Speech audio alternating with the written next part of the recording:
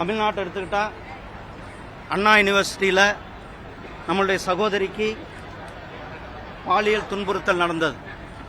அதில் யார் அந்த சார் என்ற ஒரு பெரிய கேள்விக்குறி இருந்தது. அந்த சார் இன்றைக்கு வரலும் கண்டுபிடிக்க முடியவில்லை.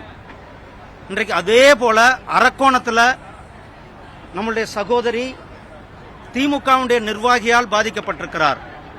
அதிலேயும் பல சார்கள் இருக்கிறார்கள். அந்த பல சார்கள் யார் என்பது பெரிய கேள்விக்குறியாக இருக்கிறது.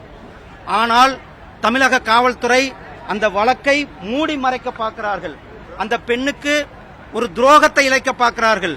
அந்த சகோதரிக்கு நியாயத்தை கொடுப்பதற்கு பதிலாக அந்த சகோதரியை குற்றவாளி போல் நடத்துகின்ற செயலை தமிழக காவல்துறை செய்து கொண்டிருக்கிறார்கள். அந்த சகோதரிக்கு நியாயம் கிடைக்க வேண்டும், அந்த சகோதரிக்கு நீதி கிடைக்க வேண்டும். அதனாலதான் தேசிய மகளிர் ஆணையம் தானாக முன்வந்து வழக்கை பதிவு செய்து அந்த சகோதரி கூட நாங்கள் இருக்கின்றோம், இந்த சகோதரி கூட பாரதிய ஜனதா கட்சி இருக்கிறது, இந்த சகோதரி கூட தேசிய மகளிர் ஆணையம் இருக்கிறது என்பதை நாம் அதுல இருக்கிற சார்கள் யார்? தமிழ்நாட்டில் இப்ப சார்கள் அதிகமாக இருக்கிறார்கள். அந்த சார்கள் யார் என்பது தெரியவில்லை. நீங்க சொன்னீங்க டாஸ்மார்க், அதுல தம்பிகள் இன்வால்வ் ஆகி இருக்கிறார்கள். இப்ப சார்களும் தம்பிகளுடைய ஆட்சி தான் தமிழ்நாட்டில் நடந்து கொண்டிருக்கிறது.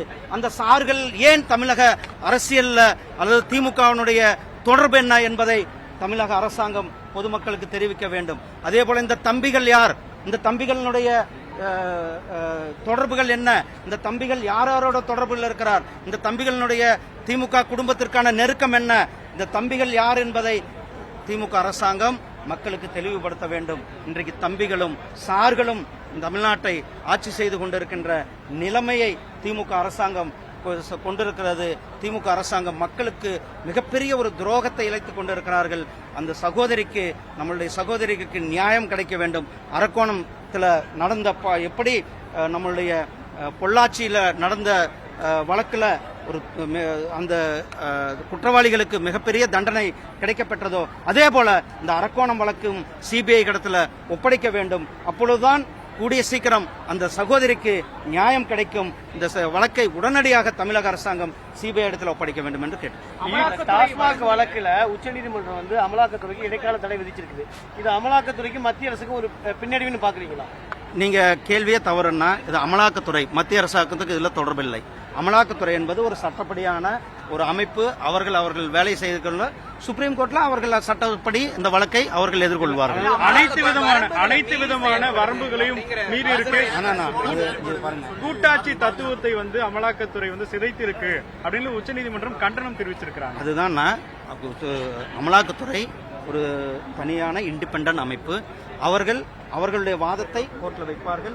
அவர்களுடைய தரப்பு நியாயம் என்ன, அவர்களுடைய தரப்பினுடைய பதில்கள் என்ன என்பதில் கோர்ட்ல வைப்பார்கள். கோர்ட்ல கேஸ் என்ன, சுப்ரீம் கோர்ட்ல கேஸ் சுப்ரீம் கோர்ட்ல கேஸ் நடக்கும்பொழுது இப்ப பாருங்க கேஸ் இடைக்கால தடை. இந்த கேஸ்ல இன்னும் முழுமையான வாதங்கள் இருக்கிறது. இன்னும் முழுமையான இரண்டு தரப்பு வாதங்களை முடிவு பண்ண பிறகுதான் பல வழக்குகள்ல அவங்க இடைக்கால தடை விடும்போது சில கேள்விகள் கேட்பார்கள். அதுக்கு பிறகு அந்த வழக்கினுடைய முழுமையா இரண்டு தரப்பும் ஆஜராகி அவர்கள் தரப்பை சொல்லும் பொழுது அந்த வழக்கினுடைய மாற்றமே நிறைய வழக்குகளில் மாறி இருக்கிறது நமக்கு எல்லாம் தெரியும். அதனால இடி அவர்களுடைய தரப்பு நியாயத்தை சுப்ரீம் கோர்ட்ல எடுத்து வைப்பார்கள். அவர்கள் என்ன இந்த ஊழல்ல நடந்திருப்பதோ அதை மக்களுக்கு எடுத்து, தண்ணி குடிச்சவன் தண்டனை அனுபவிச்சுதான் சரி, உப்பு தின்னவன் தண்டனை அனுபவிச்சுதான் ஆகணும். அதனால இவங்க யார் தவறு செய்தார்களோ அவர்கள் நிச்சயமாக தண்டனைக்கு உள்ளாக்கப்படுவார். செய்திகளை உடனுக்குடன் தெரிந்து கொள்ள உடனே சப்ஸ்கிரைப் பண்ணுங்க.